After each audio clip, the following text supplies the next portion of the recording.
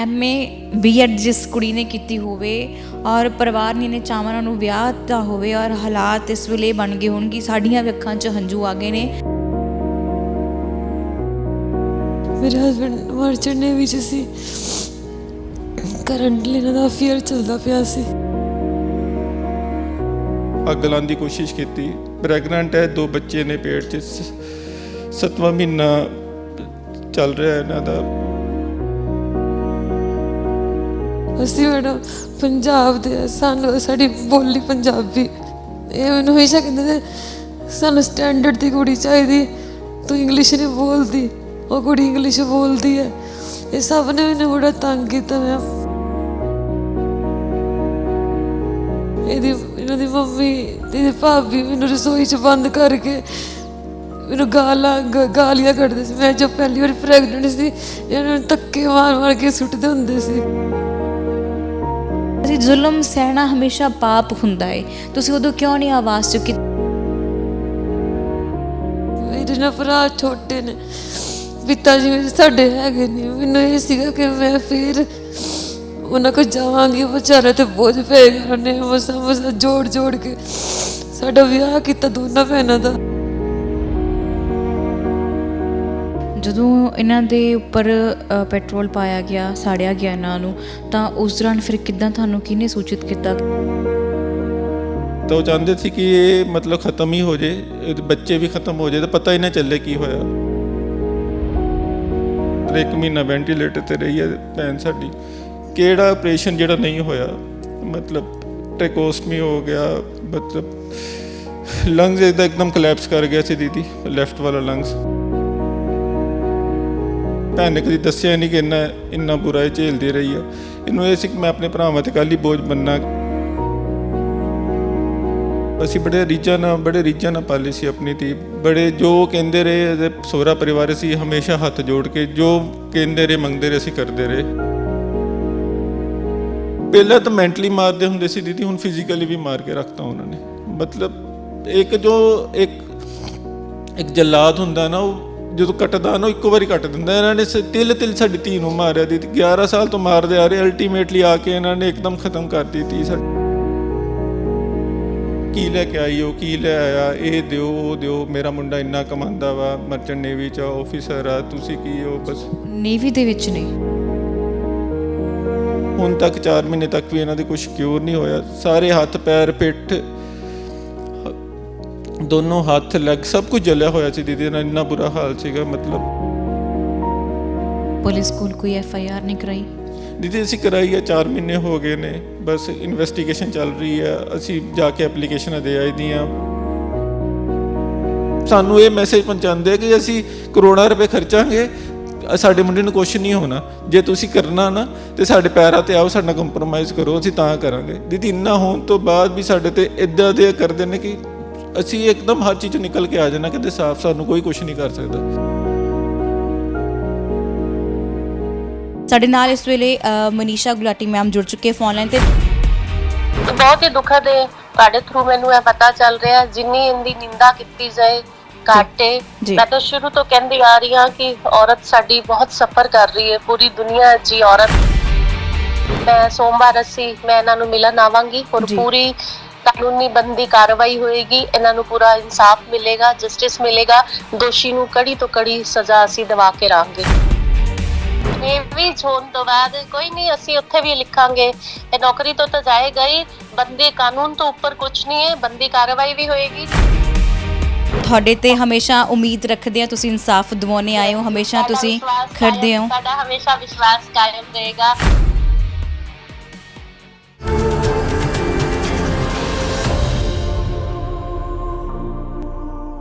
ਸਤਿ ਸ਼੍ਰੀ ਅਕਾਲ, ਤੁਸੀਂ ਦੇਖ ਰਹੇ ਹੋ ਪ੍ਰੋ ਪੰਜਾਬ TV। ਮੈਂ ਹਾਂ ਮਨਦੀਪ ਕੌਰ ਸੰਧੂ। ਇਸ ਵੇਲੇ ਮੋਹਾਲੀ ਦੇ ਸੈਕਟਰ 97 ਦੇ ਵਿੱਚ ਮੌਜੂਦ ਹਾਂ।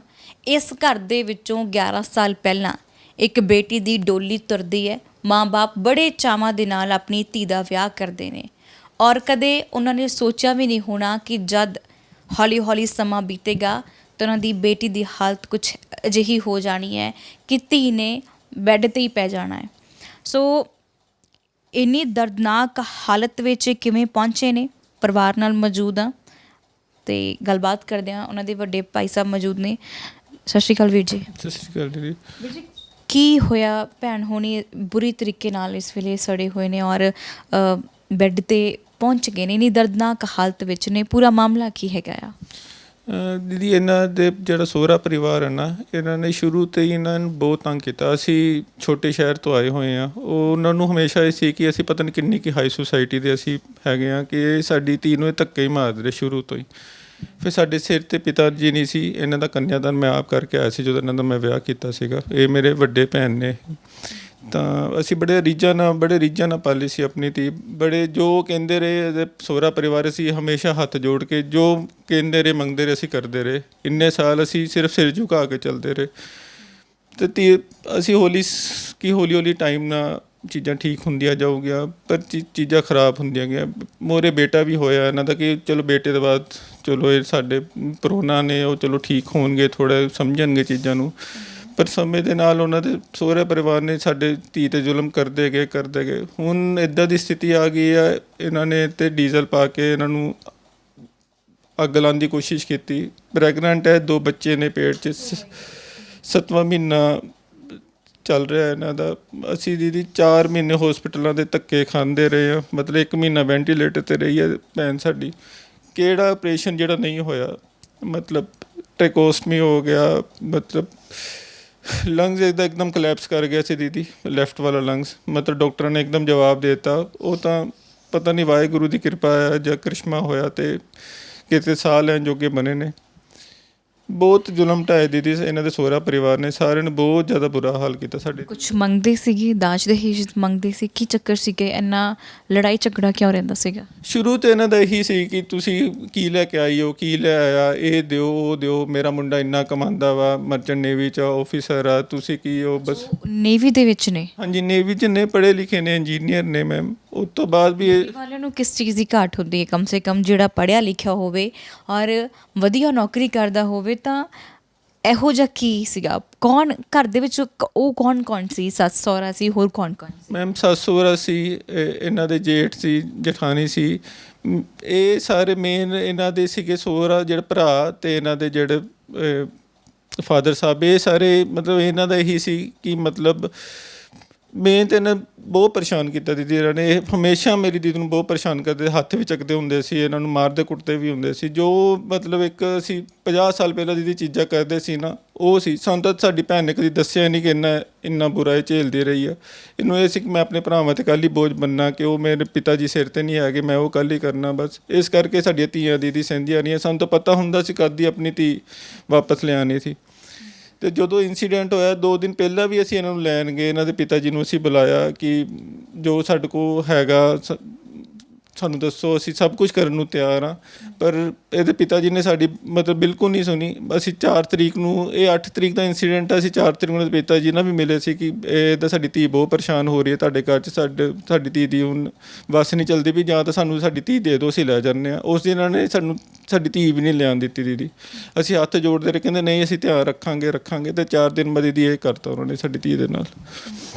ਜਦੋਂ ਇਹਨਾਂ ਦੇ ਉੱਪਰ ਪੈਟਰੋਲ ਪਾਇਆ ਗਿਆ, ਸਾੜਿਆ ਗਿਆ ਇਹਨਾਂ ਨੂੰ, ਤਾਂ ਉਸ ਦੌਰਾਨ ਫਿਰ ਕਿੱਦਾਂ ਤੁਹਾਨੂੰ ਕਿਹਨੇ ਸੂਚਿਤ ਕੀਤਾ ਕਿ ਹਾਂਜੀ ਹਾਲਤ ਖ਼ਰਾਬ ਹੋ ਗਈ ਉਹਨਾਂ ਦੇ? ਜਦੋਂ ਇਹਨਾਂ ਨੇ ਪਾਤਾ ਪੈਟਰੋਲ, ਇਹਨਾਂ ਪਰਿਵਾਰ ਦੀ ਸਾਰੀ ਸ਼ਾਇਦ ਦੇ ਨਾਲ ਹੀ ਇਹਨਾਂ ਦੇ ਜਿਹੜੇ ਪ੍ਰਾਹੁਣਾ ਉਹਨਾਂ ਨੇ ਕੀਤਾ। ਉਹ ਚਾਹੁੰਦੇ ਸੀ ਕਿ ਇਹ ਮਤਲਬ ਖ਼ਤਮ ਹੀ ਹੋ ਜਾਏ, ਇਹਦੇ ਬੱਚੇ ਵੀ ਖ਼ਤਮ ਹੋ ਜਾਏ, ਤਾਂ ਪਤਾ ਹੀ ਨਾ ਚੱਲੇ ਕੀ ਹੋਇਆ। ਪਰ ਜਦੋਂ ਨੇ ਪਾਇਆ ਨੇ ਰੌਲਾ ਪਾਇਆ ਦੀਦੀ, ਇਹਨਾਂ ਸਿਕਿਉਰਿਟੀ ਵਾਲੇ ਸੁਸਾਇਟੀ ਵਾਲੇ ਆਏ, ਉਹਨਾਂ ਨੇ ਅੱਗ ਬੁਝਾਉਣ ਦੀ ਕੋਸ਼ਿਸ਼ ਕੀਤੀ। ਉਸ ਤੋਂ ਬਾਅਦ ਗਵਾਂਢੀ ਆਏ ਦੀਦੀ, ਉਹਨਾਂ ਨੇ ਸਾਨੂੰ ਫ਼ੋਨ ਕੀਤਾ ਕਿ ਇੱਦਾਂ ਹੈ ਕਿ ਤੁਹਾਡੇ ਧੀ। ਅਸੀਂ ਦੀਦੀ ਇੱਥੋਂ ਦੌੜਦੇ ਗਏ ਅੰਬਾਲੇ ਸਿਵਲ ਹਸਪੀਟਲ ਜਾ ਕੇ ਸਾਨੂੰ ਪਤਾ ਚੱਲਿਆ ਕਿ ਇੱਦਾਂ ਹੋ ਗਿਆ। ਇਹ ਮਤਲਬ ਸਾਨੂੰ ਤਾਂ ਸਾਡੀ ਸਥਿਤੀ ਨਹੀਂ, ਇੰਨਾ ਬਾਰਿਸ਼ ਹੋ ਰਹੀ ਸੀ 8 ਜਨਵਰੀ ਦੀ ਰਾਤ, ਬੁਰਾ ਹਾਲ ਸੀ। ਸਾਨੂੰ ਤਾਂ ਸਮਝ ਨਹੀਂ ਸੀ ਆਉਂਦਾ ਕਿ ਅਸੀਂ ਪਹੁੰਚਣਾ ਕਿੱਦਾਂ, ਉੱਥੇ ਕਰਨਾ ਕਿੱਦਾਂ। ਅਸੀਂ ਸੋਚਦੇ ਗਏ। ਪਹਿਲਾਂ ਤਾਂ ਸੱਚੇ ਕਿ ਡਿੱਗ ਗਈ, ਸਾਨੂੰ ਲੱਗਿਆ ਕਿ ਡਿੱਗ ਗਈ ਆ, ਸਾਨੂੰ ਦੱਸਿਆ ਹੀ ਨਹੀਂ ਉਹਨਾਂ ਨੇ ਹੋਇਆ ਕੀ। ਫਿਰ ਜਦੋਂ ਉੱਥੇ ਜਾ ਕੇ ਦੇਖਿਆ ਇਹਨੂੰ ਅੱਗ ਹੀ ਲਾ ਕੇ ਇਹਨਾਂ ਨੂੰ ਸਾੜਨ ਦੀ ਕੋਸ਼ਿਸ਼ ਕੀਤੀ ਗਈ ਉਹਨਾਂ ਨੇ। ਅੰਬਾਲਾ ਹਸਪੀਟਲ ਪਹੁੰਚਾਇਆ ਤੁਸੀਂ? ਹਾਂਜੀ, ਅੰਬਾਲਾ ਹਸਪੀਟਲ ਸੀ। ਫਿਰ ਮੈਂ ਦੀ ਅੰਬਾਲਾ ਤੋਂ ਅਸੀਂ ਉਹਨਾਂ ਨੇ ਜਵਾਬ ਦੇ ਦਿੱਤਾ ਕਿ ਅਸੀਂ ਬਰਨ ਦਾ ਅਸੀਂ ਨਹੀਂ ਦੇਖ ਸਕਦੇ। ਫਿਰ ਅਸੀਂ ਚੰਡੀਗੜ੍ਹ ਐਂਬੂਲੈਂਸ ਚੰਡੀਗੜ੍ਹ ਡੱਕਿਆ, ਰਾਤੋਂ ਰਾਤ ਅਸੀਂ 9:30-10 ਵਜੇ ਤੋਂ 11-12 ਵਜੇ ਅਸੀਂ ਚੱਲੇ ਲਗਭਗ। ਅਸੀਂ 32 ਸੈਕਟਰ ਪਹੁੰਚੇ GMCH ਹਸਪੀਟਲ ਮੈਮ। ਉੱਥੇ 3-4 ਘੰਟੇ ਰਹੇ। ਉੱਥੇ ਵੀ ਡਾਕਟਰਾਂ ਨੇ ਜਵਾਬ ਦਿੱਤਾ ਕਿ ਇਹਦਾ ਬਚਣਾ ਹੁਣ ਮੁਸ਼ਕਿਲ ਆ, ਮਤਲਬ ਤੁਸੀਂ ਹੁਣ ਦੇਖ ਲਓ। ਫਿਰ ਦੀਦੀ ਉੱਥੋਂ ਲੈ ਕੇ ਅਸੀਂ ਅਲਕੈਮਿਸਟ ਆਏ ਪੰਚਕੂਲਾ। ਫਿਰ ਉੱਥੇ ਬੇਸਿਕ ਇਲਾਜ ਚੱਲਿਆ। ਉਹਨਾਂ ਨੇ ਕਿਹਾ ਹੁਣ ਇਹਨਾਂ ਨੂੰ ਹੋਰ ਮਤਲਬ ਆਈਸੋਲੇਸ਼ਨ ਇਨਵਾਇਰਮੈਂਟ ਚਾਹੀਦਾ, ਕਿਉਂਕਿ ਇਹ ਸਾਰਾ ਜਲ ਚੁੱਕੇ। 35% ਇਹਨਾਂ ਦੀ ਸਵੇਅਰ ਇੰਜਰੀਜ਼ ਆ। ਦੇਖੋ ਤੁਸੀਂ ਹੁਣ ਤੱਕ 4 ਮਹੀਨੇ ਤੱਕ ਵੀ ਇਹਨਾਂ ਦੇ ਕੁਛ ਕਿਉਰ ਨਹੀਂ ਹੋਇਆ। ਸਾਰੇ ਹੱਥ ਪੈਰ ਪਿੱਠ ਦੋਨੋਂ ਹੱਥ ਲੈਗ ਸਭ ਕੁਝ ਜਲਿਆ ਹੋਇਆ ਸੀ ਦੀਦੀ ਨਾਲ, ਇੰਨਾ ਬੁਰਾ ਹਾਲ ਸੀਗਾ ਮਤਲਬ।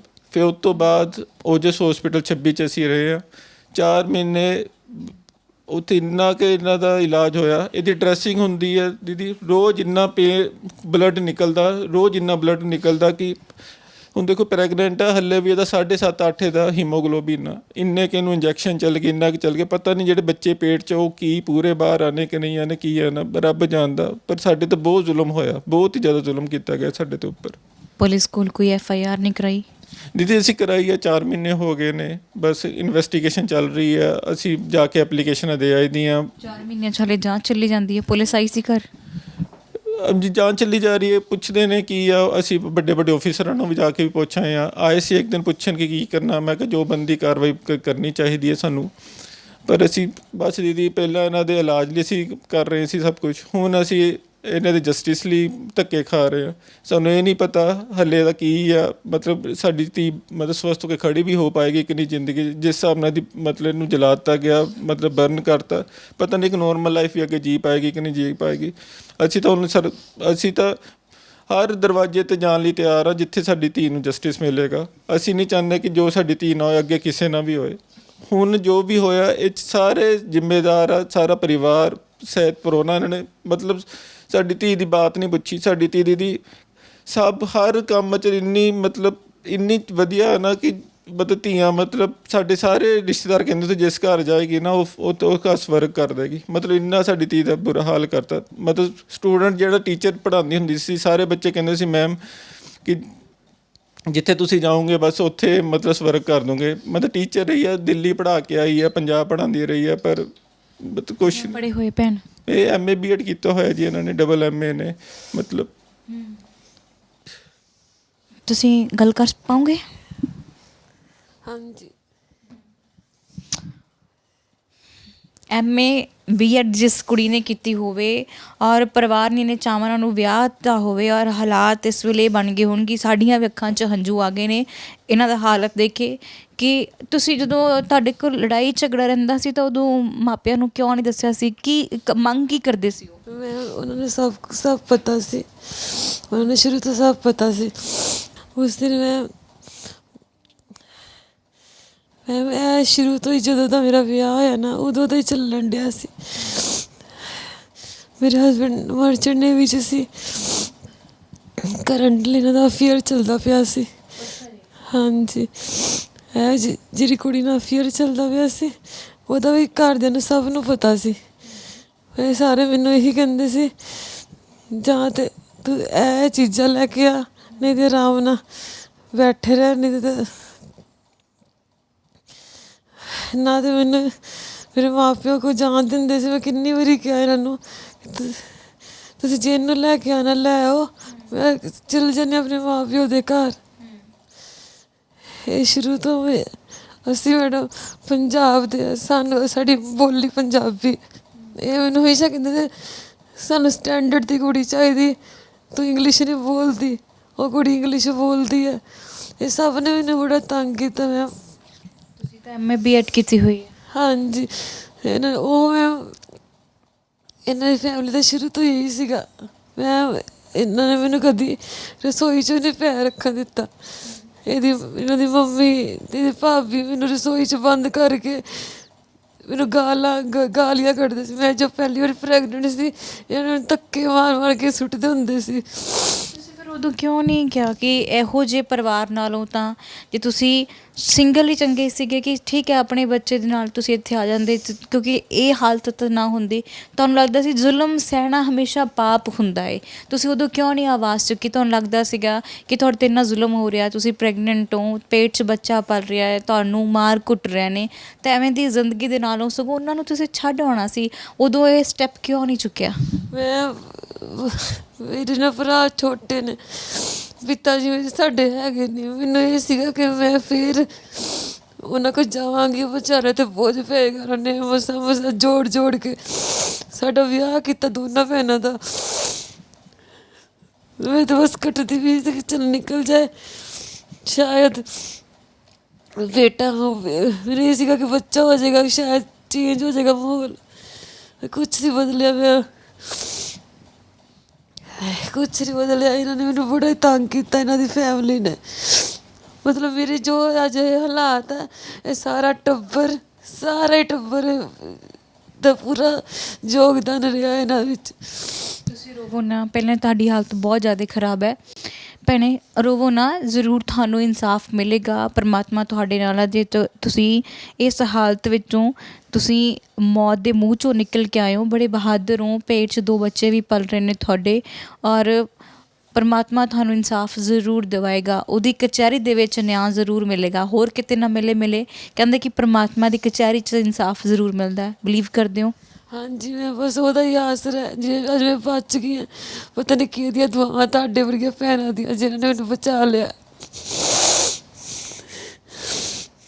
ਸੋ ਬਿਲਕੁਲ ਮਾਤਾ ਜੀ, ਕਦੇ ਤੁਹਾਡੇ ਨਾਲ ਭੈਣ ਗੱਲ ਕਰਦੀ ਹੁੰਦੀ ਸੀ ਕਿ ਇਹ ਘਰ ਦੇ ਲੜਦੇ ਝਗੜਦੇ ਨੇ? ਹਾਂਜੀ, ਜਦੋਂ ਦੀ ਮਤਲਬ ਇਹਦੀ ਸ਼ਾਦੀ ਕੀਤੀ ਹੈ 11 ਦੀ, ਇਹਨਾਂ ਦੇ ਮਤਲਬ ਇਸ ਤਰ੍ਹਾਂ ਹੀ ਮਤਲਬ ਉਹਨੂੰ ਤੰਗ ਕਰਦੇ ਹੁੰਦੇ ਸੀ। ਪਹਿਲਾਂ ਤਾਂ ਇਹਨਾਂ ਨੂੰ ਇਹ ਸੀ ਕਿ ਜਿਹੜਾ ਮੈਰਿਜ ਕਰੋ ਸਾਡੇ ਸਟੈਂਡਰਡ ਦੇ ਹਿਸਾਬ ਨਾਲ ਕਰੋ।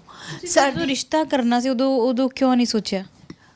ਬਸ ਇਹੀ ਹੈ ਕਿ ਰਿਸ਼ਤਾ ਕਰ ਦਿੱਤਾ ਤੇ ਫਿਰ ਇਹ ਸਾਨੂੰ ਬਾਅਦ 'ਚ ਤੰਗ ਕਰਨ ਲੱਗ ਪਏ ਵੀ ਸਾਡੇ ਸਟੈਂਡਰਡ ਦੇ ਹਿਸਾਬ ਨਾਲ। ਪਹਿਲਾਂ ਸਭ ਵਧੀਆ ਸੀ ਜੋ ਰਿਸ਼ਤਾ ਰਹਿਣਾ ਸੀ? ਹਾਂ, ਪਹਿਲਾਂ ਠੀਕ ਸੀ। ਉਸ ਤੋਂ ਬਾਅਦ ਜਦੋਂ ਮਤਲਬ ਮੈਰਿਜ ਫਿਕਸ ਹੋ ਗਈ, ਫਿਰ ਸਾਡੇ ਸਟੈਂਡਰਡ ਦੇ ਹਿਸਾਬ ਨਾਲ ਕਰੋ, ਵੀ ਵਧੀਆ ਮੈਰਿਜ ਕਰੋ। ਸਾਡੇ ਮਤਲਬ ਇਸ ਤਰ੍ਹਾਂ ਮਤਲਬ ਅਸੀਂ ਹਾਈ ਸਟੈਂਡਰਡ ਦੇ ਬੰਦੇ ਆ। ਫਿਰ ਇੰਜ ਕਰਨ ਲੱਗ ਪਏ। ਜਦੋਂ ਮੈਰਿਜ ਫਿਕਸ ਹੋ ਗਈ, ਸਭ ਕੁਝ ਹੋ ਗਿਆ, ਫਿਰ ਇਹ ਇੰਜ ਕਰਨ ਲੱਗ ਪਏ। ਫਿਰ ਜਦੋਂ ਬੇਟੀ ਦੀ ਸ਼ਾਦੀ ਕਰ ਦਿੱਤੀ, ਫਿਰ ਇਹਨਾਂ ਨੇ ਇਹਨੂੰ ਇੰਨਾ ਤੰਗ ਕੀਤਾ ਕਿ ਤੇਰੇ ਮਾਂ-ਬਾਪ ਨੇ ਦਿੱਤਾ ਕੀ ਹੈ, ਤੂੰ ਪੰਜਾਬੀ ਬੋਲਦੀ ਹੈ, ਤੁਹਾਡਾ ਸਟੈਂਡਰਡ ਕੁਛ ਨਹੀਂ ਹੈ, ਤੁਹਾਡਾ ਉਹ ਕੁਛ ਨਹੀਂ ਹੈ। ਮਤਲਬ ਬਹੁਤ ਬੁਰੀ ਤਰ੍ਹਾਂ ਮਤਲਬ ਮੇਰੀ ਬੇਟੀ ਨੂੰ ਤੰਗ ਕਰਦੇ ਰਹੇ।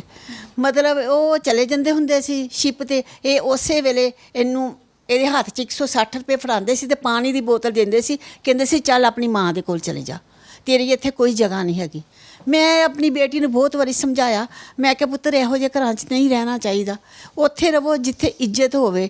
ਪਰ ਮੇਰੀ ਬੇਟੀ ਕਿ ਹੁਣ ਮੰਮੀ ਮੈਰਿਜ ਹੋ ਗਈ ਹੈ, ਚਲੋ ਹੌਲੀ ਹੌਲੀ ਕੋਈ ਨਹੀਂ, ਸਭ ਕੁਝ ਸਹੀ ਹੋ ਜਾਏਗਾ, ਸਭ ਕੁਝ ਸਹੀ ਹੋ ਜਾਏਗਾ।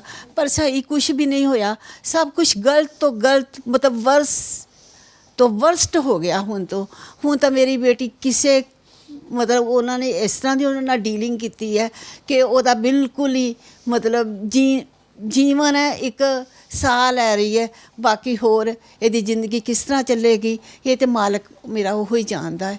ਮੈਨੂੰ ਇਸ ਦੇ ਬਾਰੇ ਕੁਛ ਨਹੀਂ ਪਤਾ ਵੀ ਕੀ ਮੇਰੀ ਬੇਟੀ ਦਾ ਕੀ ਹਾਲ ਹੋਏਗਾ।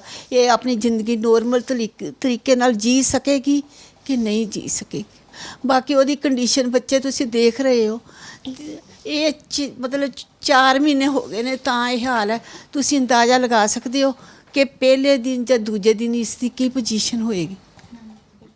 ਔਰ ਜਿਸ ਘਰ ਦੇ ਵਿੱਚ ਪਹਿਲਾਂ ਰੌਣਕ ਹੋਇਆ ਕਰਦੀ ਸੀ, ਸਾਰਿਆਂ ਦੇ ਅੱਖਾਂ ਦੇ ਵਿੱਚ ਹੰਝੂ ਹੈ, ਭੈਣ ਕੋਨੇ 'ਚ ਖੜੀ ਹੈ, ਇਹ ਵੀ ਰੋਈ ਜਾਂਦੀ ਹੈ। ਭੈਣੇ ਤੁਹਾਡੇ ਨਾਲ ਦੀ ਨੇ ਕਦੀ ਗੱਲ ਕਰਨ ਦੀ ਕੋਸ਼ਿਸ਼ ਕੀਤੀ ਕਿ ਇੱਦਾਂ ਮਿਸਬਿਹੇਵ ਥੋੜ੍ਹਾ ਕਰਦੇ? ਬਹੁਤ ਦੱਸਦੀ ਹੁੰਦੀ ਸੀ ਮੈਨੂੰ ਕਿ ਇਸ ਤਰ੍ਹਾਂ ਤੰਗ ਕਰਦੇ ਹੈਗੇ ਆ, ਪਰ ਉਹੀ ਸੀਗਾ ਮੈਨੂੰ ਕਹੀਦਾ ਸੀ ਦੇਖ ਲੈ ਜੇ ਜ਼ਿਆਦਾ ਔਖਾ ਹੋਏਗਾ ਤੇ ਆ ਜਾਈ। ਤੇ ਉਹੀ ਸਾਡੇ ਫਾਦਰ ਸਾਹਿਬ ਨਹੀਂ ਸੀ, ਸਾਡੀ ਮੰਮਾ ਨੇ ਸਾਰਾ ਕੀਤਾ। ਅਸੀਂ ਪੜ੍ਹਦੇ ਹੁੰਦੇ ਸੀ, ਉਦੋਂ ਐਕਸਪਾਇਰ ਹੋ ਗਿਆ ਸੀ। ਉਸ ਟਾਈਮ 4 ਹੀ ਭਰਾ ਭੈਣ ਕਾਲਜ 'ਚ ਹੀ ਸੀਗੇ, ਛੋਟਾ ਉਹ ਤਾਂ 9ਵੀਂ ਕਲਾਸ 'ਚ ਪੜ੍ਹਦਾ ਸੀਗਾ। ਬਸ ਇਸ ਕਰਕੇ ਬਸ ਕਿ ਚਲੋ ਠੀਕ ਹੋ ਜਾਏਗਾ, ਮੰਮੀ ਤੇ ਕਿੰਨਾ ਬੋਝ ਪਾਣਾ, ਪਰ ਛੋਟੇ ਨਹੀਂ ਤੁਸੀਂ ਹੁਣ ਪੁਲਿਸ ਕੋਲ ਜਾਂਦੇ ਹੋ ਤਾਂ ਕੀ ਕਹਿੰਦੇ ਨੇ ਉਹ? ਤੇ ਪੁਲਿਸ ਕੋ ਗਏ ਸੀਗੇ ਅਸੀਂ, ਇਹਨਾਂ ਦੀ ਉਹ ਬਾਕੀ ਉਹਨਾਂ ਨੂੰ ਕਿ ਵੀਰਾ ਹਰ ਜਗ੍ਹਾ ਐਪਲੀਕੇਸ਼ਨ ਦੇ ਆਉਂਦਾ ਹੈ, ਸਟੇਟਮੈਂਟ ਇਹਦੀ ਕੁੜੀ ਦੀ ਹੋਈ ਨਹੀਂ ਹਜੇ ਤੱਕ, ਤੇ FIR ਵਗੈਰਾ ਕਰਵਾਈ ਹੈ। ਪਤਾ ਉਹ ਆਪ ਥੋੜ੍ਹੀ ਦੇਰ ਪਹਿਲਾਂ ਵੀ ਆਏ ਸੀ, ਆਉਂਦੇ ਆ ਕਹਿੰਦੇ ਤੁਸੀਂ ਤੂੰ ਸਾਡੀ ਧੀਆਂ ਸਭ ਕਰਾਂਗੇ, ਇਹ ਕਹਿ ਕੇ ਚਲੇ ਜਾਂਦੇ। ਫਿਰ ਅਸੀਂ ਚਾਹੀਦਾ ਸਾਡੀ ਧੀ ਅਸੀਂ ਕਰਾਂਗੇ, ਬਸ ਆਹੀ ਸੁਣੀਆ ਕਿ ਧੀ ਆ ਉਹਨਾਂ ਦੀ ਉਹ ਕਰਨਗੇ, ਪਤਾ ਨਹੀਂ ਕਦੋਂ ਕਰਨਗੇ, 4 ਮਹੀਨੇ ਤਾਂ ਹੋ ਗਏ। ਹੌਸਲਾ ਰੱਖੋ, ਤੁਸੀਂ ਹੌਸਲਾ ਰੱਖੋ। ਵੀਰੇ ਜਿੱਦਾਂ ਭੈਣ ਦੱਸ ਰਹੀ ਸੀ, ਕਹਿੰਦੇ ਕਿ ਉਹਨਾਂ ਦੇ ਹਸਬੈਂਡ ਦਾ ਕਿਸੇ ਨਾਲ ਅਫੇਅਰ ਸੀ, ਤੁਹਾਨੂੰ ਇਸ ਚੀਜ਼ ਦਾ ਕਦੋਂ ਪਤਾ ਲੱਗਾ ਸੀਗਾ? ਸਾਨੂੰ ਤਾਂ ਬਹੁਤ ਰੀਸੈਂਟਲੀ ਪਤਾ ਲੱਗਾ ਦੀਦੀ। ਜਦੋਂ ਸਾਨੂੰ ਪਤਾ ਲੱਗਾ ਅਸੀਂ ਇਹਨਾਂ ਦੀ ਪੂਰੀ ਫੈਮਿਲੀ ਨੂੰ ਇਨਫੋਰਮ ਕੀਤਾ ਕਿ ਇੱਦਾਂ ਇੱਦਾਂ ਚੱਲ ਰਿਹਾ। ਉਹਨਾਂ ਦਾ ਉਲਟਾ ਰਿਐਕਸ਼ਨ ਇਹ ਸੀਗਾ ਕਿ ਠੀਕ ਆ, ਜੇ ਉਹਦੀ ਸਟੈਂਡਰਡ ਦੀ ਕੁੜੀ ਆ ਤਾਂ ਉਹਨਾਂ ਨੇ ਉੱਥੇ ਹੀ ਕਰਨਾ, ਤੁਸੀਂ ਆਪਣੀ ਧੀ ਦਾ ਤੁਸੀਂ ਦੇਖੋ। ਅਸੀਂ ਕਿਹਾ ਕਿ ਜੇ ਹੁਣ 11 ਸਾਲ ਬਾਅਦ ਹੁਣ ਜੇ ਅਸੀਂ ਦੇਖਣਾ ਤਾਂ ਫਿਰ ਤੁਸੀਂ ਸਾਨੂੰ ਪਹਿਲਾਂ ਦੱਸ ਦਿੰਦੇ, ਅਸੀਂ ਖਤਮ ਕਰ ਦਿੰਦੇ। ਹੁਣ ਸਾਡੀ ਤੂੰ ਧੀ ਦਾ ਅਸੀਂ ਕੀ ਕਰੀਏ? ਅਸੀਂ ਕਿ ਚਲੋ ਠੀਕ ਹੈ ਅਸੀਂ ਲੈ ਜਾਂਦੇ, ਕਿ ਨਹੀਂ ਲੈ ਕੇ ਨਹੀਂ ਜਾਣਾ, ਤੁਸੀਂ ਪਹਿਲਾਂ ਜੋ ਅਸੀਂ ਚਾਹੁੰਦੇ ਹੋ ਕਰੋ। ਬਸ ਸਾਡੀ ਧੀ ਨੂੰ ਆਪਣੀਆਂ ਡਿਮਾਂਡਾਂ 'ਤੇ ਰੱਖਿਆ ਕਿ ਕਿਸੇ ਤਰ੍ਹਾਂ ਇਸ ਪਰਿਵਾਰ ਨੂੰ ਅਸੀਂ ਦਬਾ ਕੇ ਹੀ ਰੱਖਿਆ। ਇਹਨਾਂ ਨੇ ਹਮੇਸ਼ਾ ਹੀ ਦਬਾਉਣ ਦੀ ਹੀ ਕੋਸ਼ਿਸ਼ ਕੀਤੀ, ਮਤਲਬ ਆਪਣੀ ਡਿਮਾਂਡਾਂ ਦੇ ਥਰੂ, ਹਰ ਤਰੀਕੇ ਦੇ ਥਰੂ। ਅਸੀਂ ਫਾਦਰ ਸਾਹਿਬ ਦੇ ਸਾਹਮਣੇ ਇਹਨਾਂ ਦਾ ਹੱਥ ਜੋੜਿਆ ਕਿ ਤੁਸੀਂ ਜੋ ਕਰਦੇ ਆਏ ਅਸੀਂ ਹਮੇਸ਼ਾ ਕਰਾਂਗੇ, ਪਰ ਸਾਡੀ ਧੀ ਨੂੰ ਘੱਟ ਤੋਂ ਘੱਟ ਉਹਦੇ ਘਰ 'ਚ ਉਹਦੀ ਜਗ੍ਹਾ ਤਾਂ ਦੇ ਜੋ ਉਹਦੀ ਜਗ੍ਹਾ ਬਣਦੀ ਆ। ਨੌਕਰਿਆਂ ਨਹੀਂ ਵਾਰੀ ਤੁਸੀਂ ਜਗ੍ਹਾ ਉਹਨੂੰ ਦੇ ਕੇ ਰੱਖੀ ਹੋਈ ਆ ਕਿ ਮਤਲਬ ਕੁਛ ਨਹੀਂ ਦੀਦੀ, ਮਤਲਬ ਇੰਨਾ ਕਿ ਉਹਨਾਂ ਨੇ ਇਹ 'ਤੇ ਜ਼ੁਲਮ ਕੀਤਾ ਨਾ ਕੁੜੀ 'ਤੇ, ਮਤਲਬ ਪਰਿਵਾਰ ਤੋਂ ਉਲਟਾ ਹੋ ਗਿਆ ਕਿ ਚਲੋ ਠੀਕ ਆ, ਮਤਲਬ ਉਹ ਅਫੇਅਰ ਚਲਾਉਂਦੇ ਪਏ, ਮਤਲਬ ਸੁਜਾਤਾ ਘਰੋਂ ਨਿਕਲ ਜਾਏਗੀ ਤਾਂ ਚਲੋ ਵਧੀਆ ਹੋ ਜਾਊਗਾ, ਹਾਈ ਸੁਸਾਇਟੀ ਦੀ ਆਏਗੀ। ਕਿ ਕਿਉਂਕਿ ਮੇਰੀ ਭੈਣ ਸ਼ਰਾਬ ਨਹੀਂ ਪੀਂਦੀ, ਬਾਕੀ ਇਹਨਾਂ ਦੀ ਦੂਜੀ ਨੂੰ ਸ਼ਰਾਬਾਂ ਪੀਂਦੀਆਂ, ਜੂਏ ਖੇਲਦੀਆਂ। ਮੇਰੀ ਭੈਣ ਨੂੰ ਨਾ ਸ਼ਰਾਬ ਪੀਣੀ ਆਉਂਦੀ ਹੈ, ਨਾ ਕੁਛ ਖਾਣਾ ਪੀਣਾ ਆਉਂਦਾ। ਇਹ ਸਿੱਧੀ ਸਾਦੀ ਅਸੀਂ ਛੋਟੇ ਪਿੰਡਾਂ ਸ਼ਹਿਰਾਂ ਦੀਆਂ ਧੀਆਂ ਨੇ ਕਿ ਜੋ ਸਿਰ ਢੱਕ ਕੇ ਰੱਖਣਾ, ਹਮੇਸ਼ਾ ਵੱਡਿਆਂ ਦਾ ਮਾਣ ਕਰਨਾ, ਇੱਜ਼ਤ ਕਰਨੀ। ਅਤੇ ਇਹ ਤਾਂ ਇਹ ਇਹਨਾਂ ਨੂੰ ਸਬਰ ਨਹੀਂ ਕੀਤਾ। ਹਮੇਸ਼ਾ ਇਹੀ ਬੋਲਦੇ ਰਹੇ ਕਿ ਪੰਜਾਬੀ ਬੋਲਦੀ ਆ, ਪੰਜਾਬੀ ਬੋਲਦੀ ਆ, ਕਿ ਮਤਲਬ ਕਿ ਪੰਜਾਬੀ ਬੋਲਣ ਵਾਲੇ ਕਿਤੇ ਇਨਸਾਨ ਨਹੀਂ ਹੁੰਦੇ। ਇਹ ਪੰਜਾਬੀ ਬੋਲਣ ਕਰਕੇ ਸਜ਼ਾ ਦਿੱਤੀ ਗਈ ਹੈ ਕਿ ਪੰਜਾਬੀ ਬੋਲਦੇ ਕਿ ਤੁਸੀਂ ਪੰਜਾਬੀ ਬੋਲਦੇ ਹੋ। ਮੈਂ ਕਿਹਾ ਪੰਜਾਬ ਦੀ ਧੀ ਲਿਆਂਦੀ ਤਾਂ ਪੰਜਾਬੀ ਬੋਲਣੀ ਸੀ ਨਾ, ਤੁਸੀਂ ਫਿਰ ਹੋਰ ਕਿਤੇ ਲਿਆਂਦੇ। ਇੰਨਾ ਕੁ ਦੀਦੀ ਇਹਨਾਂ ਨੇ ਮਤਲਬ ਕੋਈ ਵੀ ਚੰਗੀ ਚੀਜ਼ ਕਰੇਗੀ ਉਹਨੂੰ ਕ੍ਰਿਟੀਸਾਈਜ਼ ਹੀ ਕਰੇ ਜਾਣ ਕਿ ਕੈਸੇ ਕਰਕੇ ਕੁੜੀ ਨੂੰ ਮਾਰ ਹੀ ਦਿੱਤਾ। ਮਤਲਬ ਪਹਿਲਾਂ ਤਾਂ ਮੈਂਟਲੀ ਮਾਰਦੇ ਹੁੰਦੇ ਸੀ ਦੀਦੀ, ਹੁਣ ਫਿਜ਼ੀਕਲੀ ਵੀ ਮਾਰ ਕੇ ਰੱਖਤਾ ਉਹਨਾਂ ਨੇ। ਮਤਲਬ ਇੱਕ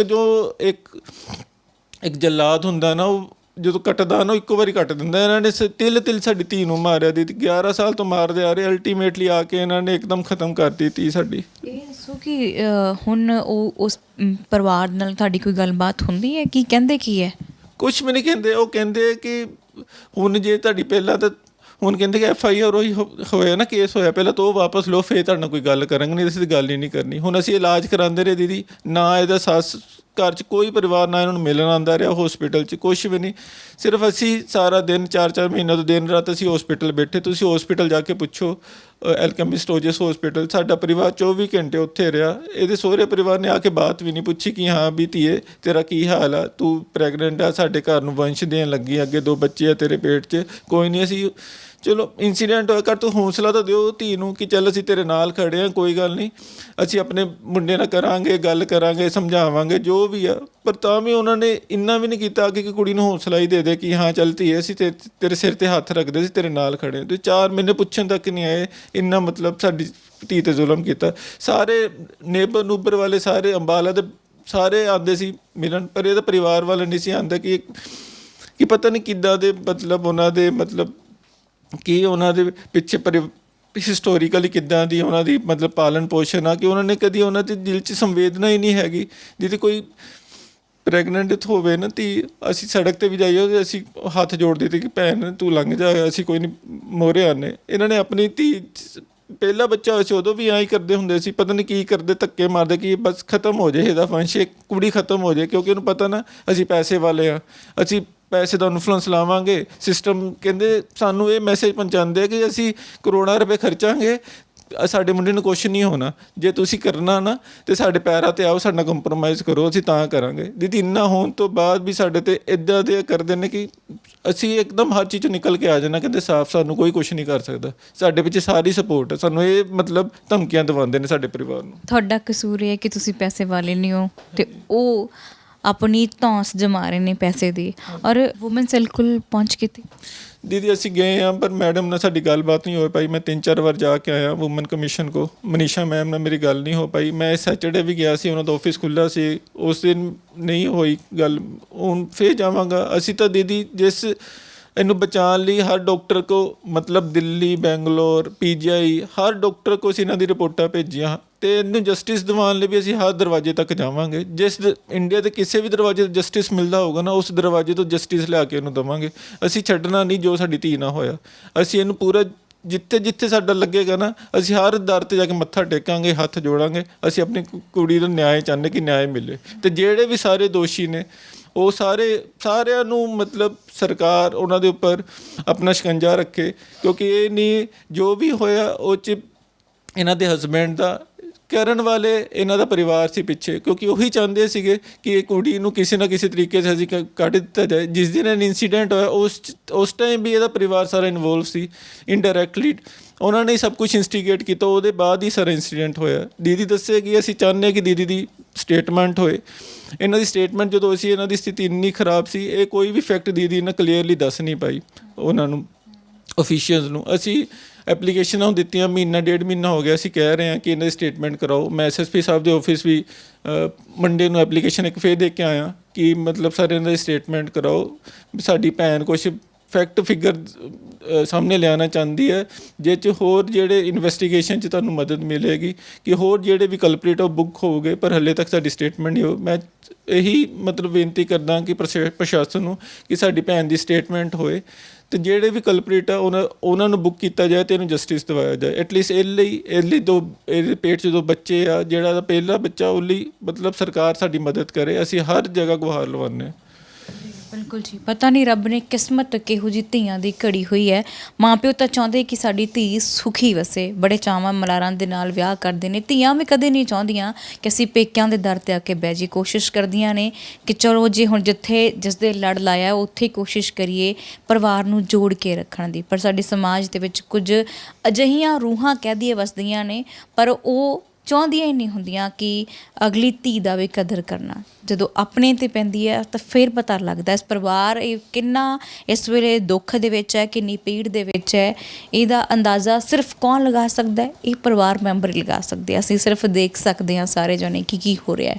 ਪਰ ਅਸੀਂ ਇੱਕ ਕੋਸ਼ਿਸ਼ ਕਰਦੇ ਹਾਂ ਮਨੀਸ਼ਾ ਗੁਲਾਟੀ ਮੈਮ ਹੋਰਾਂ ਤੱਕ ਸੰਪਰਕ ਕਰਨ ਦੀ, ਉਹਨਾਂ ਦੇ ਨਾਲ ਗੱਲਬਾਤ ਕਰਨ ਦੀ, ਉਹਨਾਂ ਤੱਕ ਆਵਾਜ਼ ਜਿਹੜੀ ਪਹੁੰਚਾਈ ਜਾ ਸਕੇ ਕਿ ਇਸ ਪਰਿਵਾਰ ਨੂੰ ਜਿਹੜਾ ਇਨਸਾਫ ਮਿਲੇ ਔਰ ਦੋਸ਼ੀਆਂ ਨੂੰ ਸਖਤ ਕਾਰਵਾਈ ਮਿਲੇ, ਜੋ ਕਿ ਇੰਨੀ ਸੋਹਣੀ ਸੁਨੱਖੀ ਹਮਸਫਰ ਹੁੰਦਿਆਂ ਹੋਇਆਂ ਇੱਕ ਛੋਟਾ ਬੇਟਾ ਹੈ ਉਹਨਾਂ ਦਾ, ਔਰ ਨਾਲ ਹੋਰ ਬੱਚੇ ਪੇਟ 'ਚ ਪਲ ਰਹੇ ਨੇ। ਇਹਨਾਂ ਸਭ ਨੂੰ ਛੱਡ ਕੇ ਕਿਸੇ ਹੋਰ ਮੂੰਹ ਮਾਰਨਾ ਕਿੰਨਾ ਕੁ ਸਹੀ ਹੈ? ਚੰਗਾ ਪੜ੍ਹਿਆ ਲਿਖਿਆ ਨੌਜਵਾਨ ਹੋਵੇ, ਚੰਗੀ ਜੌਬ ਕਰਦਾ ਹੋਵੇ, ਚੰਗਾ ਪਰਿਵਾਰ ਹੋਵੇ, ਤਾਂ ਔਰ ਸਲੂਕ ਜਾਨਵਰਾਂ ਤੋਂ ਬਦਤਰ ਕੀਤਾ ਗਿਆ ਇਸ ਬੇਟੀ ਦੇ ਨਾਲ। ਗੱਲਬਾਤ ਕਰਦੇ ਹਾਂ ਮਨੀਸ਼ਾ ਮੈਮ ਦੇ ਨਾਲ, ਸੰਪਰਕ ਕਰਨ ਦੀ ਇੱਕ ਵਾਰ ਕੋਸ਼ਿਸ਼ ਕਰਾਂਗੇ। ਸੋ ਇੱਕ ਵਾਰ ਕੋਸ਼ਿਸ਼ ਕਰਦੇ ਹਾਂ ਮਨੀਸ਼ਾ ਮੈਮ ਦੇ ਨਾਲ ਗੱਲ ਕਰਨ ਦੀ। ਸੋ ਅਸੀਂ ਚੱਲਦੇ ਇੰਟਰਵਿਊ ਦੇ ਵਿੱਚ ਇੱਕ ਵਾਰ ਕੋਸ਼ਿਸ਼ ਕਰਾਂਗੇ ਮਨੀਸ਼ਾ ਗੁਲਾਟੀ ਉਹਨਾਂ ਨੂੰ ਕਾਲ ਕਰਨ ਦੀ ਕਿ ਉਹਨਾਂ ਤੱਕ ਜਿਹੜੀ ਆਵਾਜ਼ ਹੈ ਇਸ ਬੇਟੀ ਦੀ ਪਹੁੰਚਾਈ ਜਾਵੇ। ਸੋ ਅਸੀਂ ਪੂਰੀ ਕੋਸ਼ਿਸ਼ ਕਰਾਂਗੇ ਕਿ ਇਸ ਤਰੀਕੇ ਦੇ ਨਾਲ ਉਹਨਾਂ ਤੱਕ ਵੀ ਮਾਮਲਾ ਪਹੁੰਚਿਆ। ਹਾਲਾਂਕਿ ਪਰਿਵਾਰ ਦਾ ਕਹਿਣਾ ਕਿ 2-3 ਵਾਰ ਜਾ ਕੇ ਆਏ ਸੀ, ਪਰ ਉਹ ਕਿਸੇ ਕੰਮ ਗਏ ਸੀ, ਨਹੀਂ ਮਿਲ ਪਾਏਗੇ। ਤਾਂ ਹੁਣ ਇੱਕ ਵਾਰ ਅਸੀਂ ਜ਼ਰੂਰ ਕੋਸ਼ਿਸ਼ ਕਰਾਂਗੇ ਉਹਨਾਂ ਦੇ ਨਾਲ ਗੱਲਬਾਤ ਕਰਨ ਦੀ। ਔਰ ਸਾਡੇ ਨਾਲ ਇਸ ਵੇਲੇ ਮਨੀਸ਼ਾ ਗੁਲਾਟੀ ਮੈਮ ਜੁੜ ਚੁੱਕੇ ਫੋਨ ਲਾਈਨ 'ਤੇ। ਮੈਮ ਸਤਿ ਸ਼੍ਰੀ ਅਕਾਲ ਜੀ, ਮੈਂ ਪ੍ਰੋ ਪੰਜਾਬ TV ਤੋਂ ਮਨਦੀਪ ਗੱਲ ਕਰ ਰਹੀ ਹਾਂ ਤੁਹਾਡੇ ਨਾਲ।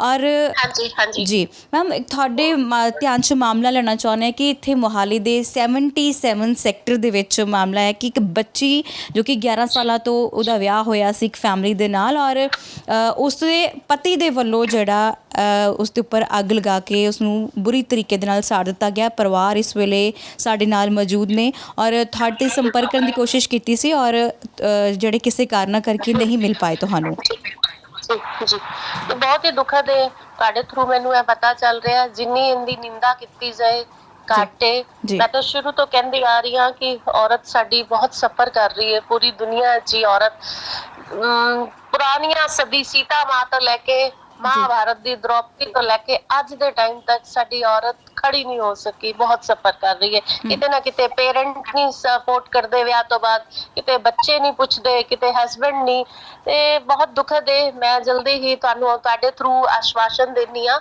ਮੈਂ ਸੋਮਵਾਰ ਮੈਂ ਇਹਨਾਂ ਨੂੰ ਮਿਲਣ ਆਵਾਂਗੀ ਔਰ ਪੂਰੀ ਕਾਨੂੰਨੀ ਬੰਦੀ ਕਾਰਵਾਈ ਹੋਏਗੀ, ਇਹਨਾਂ ਨੂੰ ਪੂਰਾ ਇਨਸਾਫ ਮਿਲੇਗਾ, ਜਸਟਿਸ ਮਿਲੇਗਾ, ਦੋਸ਼ੀ ਨੂੰ ਕੜੀ ਤੋਂ ਕੜੀ ਸਜ਼ਾ ਅਸੀਂ ਦਿਵਾ ਕੇ ਰਹਾਂਗੇ। ਜੀ ਮੈਮ, ਤੁਹਾਨੂੰ ਇਹ ਵੀ ਦੱਸ ਦੇਣਾ ਚਾਹਾਂਗੇ ਕਿ ਇਹਨਾਂ ਦੇ ਪੇਟ ਵਿੱਚ ਇਸ ਵੇਲੇ ਟਵਿੰਸ ਨੇ ਔਰ ਮਾਂ ਬਣਨ ਵਾਲੇ ਨੇ, ਔਰ ਤੁਸੀਂ ਹਾਲਤ ਦੇਖੋਗੇ ਤਾਂ ਖੁਦ ਦਾ ਰੋਣਾ ਨਿਕਲੇਗਾ, ਕੋਈ ਬੁਰੀ ਤਰੀਕੇ ਨਾਲ ਸੜ ਚੁੱਕੇ ਨੇ। ਓਏ ਹੋਏ ਹੋਏ ਹੋਏ, ਬਹੁਤ ਦੁਖਦ ਹੈ, ਮੇਰੇ ਕੋਲ ਹੁਣ ਸ਼ਬਦ ਨਹੀਂ ਹੈਗੇ।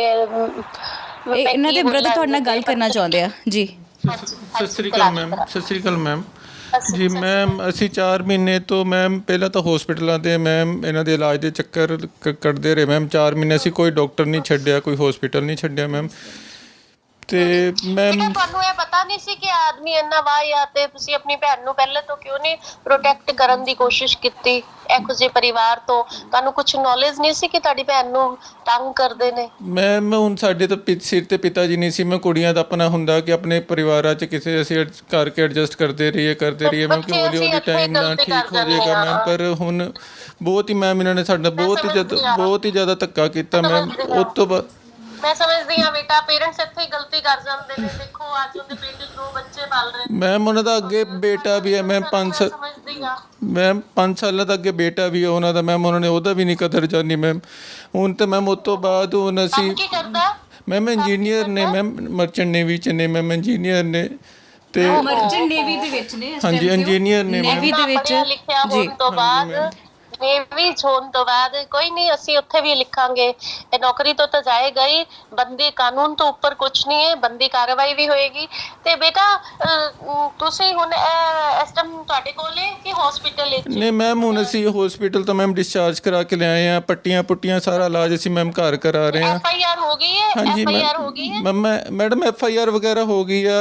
ਅੱਗੇ ਕੁਝ ਹੈ ਨਹੀਂ, ਬਣਿਆ ਨਹੀਂ। ਸਾਰਾ ਮੈਮ ਸਾਰਾ ਪਰਿਵਾਰ ਵਿੱਚ ਹੀ ਇਨਵੋਲਵ ਸੀਗਾ ਇਹਨਾਂ ਦਾ। ਜੋ ਵੀ ਇਹਨਾਂ ਨੇ ਕੀਤਾ, ਸਾਡੀ ਧੀ ਨੂੰ ਇੰਨਾ ਪਰੇਸ਼ਾਨ ਕੀਤਾ ਮੈਮ, ਅਸੀਂ ਕੀ ਦੱਸੀਏ ਤੁਹਾਨੂੰ। ਹਲੇ ਤੱਕ ਮੈਮ ਅਸੀਂ ਹਾਂਜੀ ਪੰਜਾਬ ਸਟੇਟ ਵਿਮਨ ਕਮਿਸ਼ਨ, ਅਸੀਂ ਮੀਡੀਆ ਦੀ ਚੈਨਲ ਦਾ ਪ੍ਰੋ ਚੈਨਲ ਵਾਲਿਆਂ ਦਾ ਅਸੀਂ ਦਿਲ ਤੋਂ ਧੰਨਵਾਦ ਦਿੰਦੇ ਆ। ਇਹ ਟਾਈਮ ਟੂ ਟਾਈਮ ਸਾਨੂੰ ਇਹੋ ਜਿਹੇ ਮਾਮਲੇ ਸਾਡੇ ਅੱਗੇ ਲੈ ਕੇ ਆਉਂਦੇ ਰਹਿੰਦੇ ਨੇ, ਤੇ ਅਸੀਂ ਵੀ ਤੇ ਇਹ ਚੈਨਲ ਵੀ, ਮੀਡੀਆ ਵੀ ਪੂਰੇ ਤੁਹਾਡੇ ਨਾਲ ਖੜੇ ਆ। ਪੂਰੀ ਬੰਦੀ ਕਾਰਵਾਈ ਕੀਤੀ ਜਾਏਗੀ। ਮੈਂ ਮੰਡੇ ਨੂੰ ਆਵਾਂਗੀ, ਇਹਨਾਂ ਦੇ ਨਾਲ ਇਹ ਵੀ ਆਣਗੇ ਮੇਰੇ ਨਾਲ। ਮੈਂ ਮੰਡੇ ਬੇਟਾ ਤੁਹਾਡੀ ਸਿਸਟਰ ਨੂੰ ਮਿਲਣ ਆਵਾਂਗੀ। ਹੁਣ ਤੁਸੀਂ ਉਹਦੀ ਹੌਸਲਾ ਅਫਜ਼ਾਈ ਰੱਖੋ। ਜੋ ਹੋ ਗਿਆ ਅਸੀਂ ਉਹਨੂੰ ਵਾਪਿਸ ਤੇ ਲੈ ਕੇ ਨਹੀਂ ਆ ਸਕਦੇ, ਪਰ ਦੋਸ਼ੀ ਨੂੰ ਅਸੀਂ ਕੜੀ ਤੋਂ ਕੜੀ ਸਜ਼ਾ ਦਿਵਾਉਣ ਦਾ ਮੈਂ ਤੁਹਾਡੇ ਨਾਲ ਵਾਅਦਾ ਕਰਦੀ ਹਾਂ। ਹਾਂਜੀ ਮੈਮ, ਮਹੀਨੇ ਤੋਂ ਜ਼ਿਆਦਾ ਵੈਂਟੀਲੇਟਰ ਤੇ ਰਹੀ ਮੈਮ। ਉਹਦਾ ਕਿਆ ਥੈਰੇਪੀ ਨਹੀਂ ਹੋਈ ਮੈਮ, ਬ੍ਰੋਂਕੋਸਕੋਪੀ ਹੋਈ, ਟ੍ਰੈਕੋਸਟਮੀ ਹੋਈ ਮੈਮ, ਕਿਆ ਹੋਇਆ ਨਹੀਂ ਮੈਮ। ਅਸੀਂ ਬੱਚੇ ਡਾਕਟਰਾਂ ਨਾਲ ਵੀ ਗੱਲ ਕਰਾਂਗੇ। ਅਸੀਂ ਬਿਲਕੁਲ ਮੈਮ, ਬਿਲਕੁਲ ਪੂਰਾ ਵਧੀਆ ਤੋਂ ਵਧੀਆ ਇਲਾਜ ਹੋਏਗਾ। ਬਿਲਕੁਲ ਮੈਮ। ਐਲਕੈਮਿਸਟ ਮੈਮ ਅਸੀਂ ਰਹੇ 4 ਮਹੀਨੇ ਤੱਕ ਮੈਮ, ਐਲਕੈਮਿਸਟ 'ਚ ਰਹੇ ਹਾਂ ਮੈਮ। ਅਸੀਂ ਬਹੁਤ, ਸਾਡਾ ਪਰਿਵਾਰ ਇੰਨਾ ਸਫਰ ਕੀਤਾ। ਮੈਂ ਕੁੜੀ ਸਾਡੀ, ਤੁਸੀਂ ਹਾਲਤ ਦੇਖੋ ਆ ਕੇ ਇੱਕ ਵਾਰ ਤੁਸੀਂ ਕਿੰਨਾ ਮੈਮ। ਅਸੀਂ ਬਹੁਤ ਕੋਸ਼ਿਸ਼ ਕੀਤੀ ਮੈਮ ਤੁਹਾਨੂੰ ਮਿਲਣ ਦੀ, 3-4 ਵਾਰੀ ਵੀ ਜਾ ਕੇ ਮੈਮ। ਅਨਫੋਰਚੂਨੇਟਲੀ ਮਿਲ ਨਹੀਂ ਪਾਏ ਮੈਮ ਅਸੀਂ ਤੁਹਾਡੇ ਨਾਲ ਨਾ। ਤੇ ਮੈਮ ਬਸ ਇਹ ਹੈ ਕਿ ਬਸ ਸਾਨੂੰ ਇਨਸਾਫ। 10 ਦਿਨ ਦੀ ਛੁੱਟੀ ਤੇ ਸੀ, ਇਹ ਵੀ ਕੋਈ ਪਰਿਵਾਰਿਕ ਇਨਸੀਡੈਂਟ ਹੋ ਗਿਆ ਸੀ ਤੇ ਬੱਚੇ ਮੈਂ ਛੁੱਟੀ ਤੇ ਸੀ, ਇਸ ਕਰਕੇ ਸ਼ਾਇਦ ਤਾਂ ਮੁਲਾਕਾਤ ਨਹੀਂ ਹੋ ਪਾਈ। ਪਰ ਚਲੋ ਇਹ ਅੱਜ ਸਾਡੀ ਨੌਲੇਜ ਵਿੱਚ ਲੈ ਕੇ ਆਏ ਨੇ। ਮੈਂ ਬੱਚੇ ਮੰਡੇ ਆਵਾਂਗੀ ਤੁਹਾਨੂੰ ਮਿਲਣ, ਤੁਹਾਡੀ ਪੂਰੀ ਮਦਦ ਹੋਏਗੀ ਔਰ ਉਹਨੂੰ ਕੜੀ ਤੋਂ ਕੜੀ ਅਸੀਂ ਕਾਰਵਾਈ ਕਰਾਂਗੇ।